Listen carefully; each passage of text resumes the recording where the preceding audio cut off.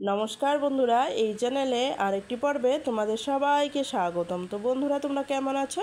আশা করি দেশ কিংবা দেশের বাইরে যে যেখান থেকে আমার এই ভিডিওটা দেখছো তারা সবাই ভালো আছো। বন্ধুরা, তোমরা কি কখনো ছাতাতে ডবল টেপ ব্যবহার করেছো? তোমরা কি কখনো এরকম করে রসুন বোতলে রেখেছো? তো বন্ধুরা, এরকমই কিছু ছোট ছোট কিচেন টিপস নিয়ে চলে এসেছি এবং তার সাথে নিয়ে এসেছি নতুন একটি ধাঁধা। তো বন্ধুরা, তোমরা যদি ধাঁধার উত্তরটি জানা থাকে চটপট করে দিয়ে দাও আর এই টিপসগুলোকে দেখে নাও। তো বন্ধুরা, চলো দেরি না করে দেখে ফেলি। বন্ধুরা, আমাদের কিন্তু প্রত্যেকটা গৃহিণীদেরই রসুন ছুলতে কিন্তু এরকম হয় যে নখগুলো ব্যথা হয়ে যায় আর আঙুলগুলো ব্যথা হয়ে যায়। তো সেভাবে আমরা কিভাবে করলে এটাকে আমরা চটপট করে এটাকে ছুলে নিতে পারবো, নখও ব্যথা হবে না আর আঙুলের মাথাগুলো কিন্তু ব্যথা হয়ে যায়, সেটাও কিন্তু আর হবে না। আর খুব চটপট করে খুব সহজেই আমরা কিন্তু রসুনগুলোকে ছাড়িয়ে নিতে পারবো। তো কিভাবে এগুলো ছাড়াবো তারই একটি ছোট টিপস তোমাদের কাছে শেয়ার করছি, তো দেখে নাও। তো বন্ধুরা, আমি প্রথমে আগে রসুনের কোয়াগুলো এরকম করে ছাড়িয়ে নিব। তারপর যেটা করতে হবে বন্ধুরা, রসুনগুলো কিন্তু কাঁচা কাঁচা থাকলে, রসুন যে কাঁচা থাকে সেটা থাকলে কিন্তু হবে না। যে রসুনটা একদম শুকিয়ে গেছে সেই রসুনগুলো কিন্তু সব থেকে ভালো হবে। কাঁচাটা হলেও অল্প স্বল্প হবে, কিন্তু একটু কঠিন হবে। তো এভাবে করলে যদি তোমরা যেটা শুকিয়ে গেছে সেটা যদি করো, দেখো খুব চটপট করে এটা আমরা কিন্তু খোসা ছাড়িয়ে নিতে পারবো। তো দেখো, তোমরা দেখেই বুঝতে পারছো কতটা তাড়াতাড়ি হয়ে যাচ্ছে। শুধুমাত্র একটু চাপ দেওয়ার ফলে রসুনের খোসাটা আলগা হয়ে যাচ্ছে আর আমরা ছুলে নিতে পারছি। তো বন্ধুরা, তোমাদের কাছে টিপসটি কেমন লেগেছে? ভালো লাগলে একটা লাইক করে দিও আর কমেন্ট করে জানিয়ে দিও তোমাদের টিপসগুলো কেমন লেগেছে। তো চলো বন্ধুরা, পরের নাম্বার টিপসটা দেখে নেই। তো বন্ধুরা, আমরা কিন্তু প্রত্যেকের ঘরে আমরা রসুন এনে রেখে দেই। তো রসুনগুলো যখন রেখে দেই, রসুনগুলো কিন্তু নষ্ট হয়ে যায়। কিছুদিন যাওয়ার পর কি হয়ে যায়, রসুনগুলো হালকা হয়ে যায়, ভিতর থেকে পোকা ধরে সেটাকে নষ্ট করে ফেলে। তো কিভাবে রাখলে এই রসুনগুলো ভালো থাকবে তারই একটি ছোট্ট টিপস তোমাদের কাছে শেয়ার করছি। সেটা হচ্ছে কি বন্ধুরা, একটি নিয়ে নিব বোতল, আর এই বোতলটাকে এভাবে গোল করে কেটে নিব। আর কেটে নেওয়ার ফলে দেখো আমার কাটা হয়ে গেছে। তো কাটার পর আমি এরকম রসুনগুলো ঢুকিয়ে তারপর যদি এরকম করে বোতলটা আটকে ফ্রিজের মধ্যে রেখে দাও, তাহলে তোমরা রসুন দীর্ঘদিন বছর ঘরে 1 বছর 2 বছর ঘরে রেখে তোমরা কিন্তু এটাকে খেতে পারবে। তো বন্ধুরা, তোমরা কিন্তু অবশ্যই একটু বাড়িতে ট্রাই করো, তাহলেই বুঝতে পারবে কতটা উপকারী এই টিপসটি। তো চলো বন্ধুরা, পরের নাম্বার টিপসটা দেখে নেই। তো বন্ধুরা, আমাদের ঘরে এরকমটা হয় যে বাচ্চারা হয়তো বিস্কুট ধরলো, বা আমাদের বড়দের এরকম হতেই পারে। তো বিস্কুটের কৌটোটা হয়তো ঢিলে করে রেখে দিয়েছি, তো বিস্কুটগুলো কি হয়ে গেল, ড্যাম হয়ে গেল। তো সেই ড্যাম বিস্কুট কিন্তু খেতে একদমই বাচ্চারাও চায় না, বড়দেরও কিন্তু খেতে ভালো লাগে না।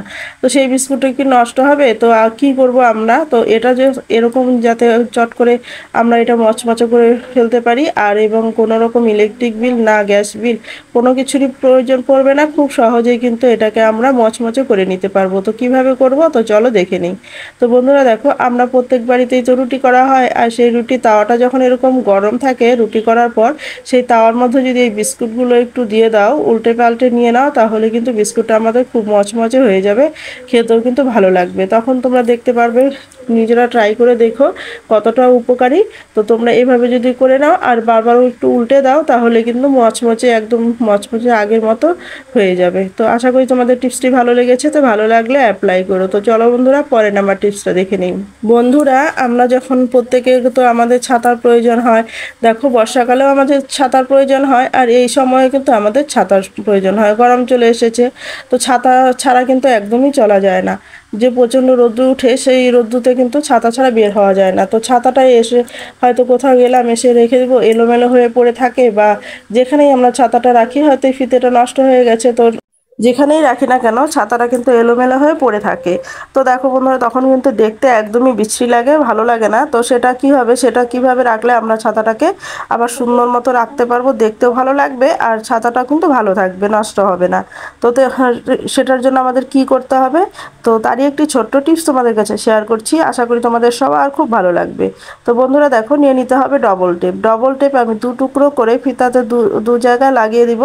লাগানোর পর যেটা হবে বন্ধুরা, ফিতেটা যেহেতু আমার নষ্ট হয়ে গেছে, তো ফিতের মাথায় একটা লাগাবো আর ফিতে গোড়াটার দিকে মানে লাগাবো, যাতে আমরা ফিতে যেখানে টাইট হবে, যেভাবে লাগালে এটা টাইট হবে সেই মাপ করে তোমরা কিন্তু ফিতের মাপ করে সুন্দর করে টাইট করে লাগিয়ে দিবে। তো তখন কিন্তু দেখতেও ভালো লাগবে আর এটা এলোমেলো হয়ে যাবে না, আমাদের জিনিসটাও কিন্তু ভালো থাকবে।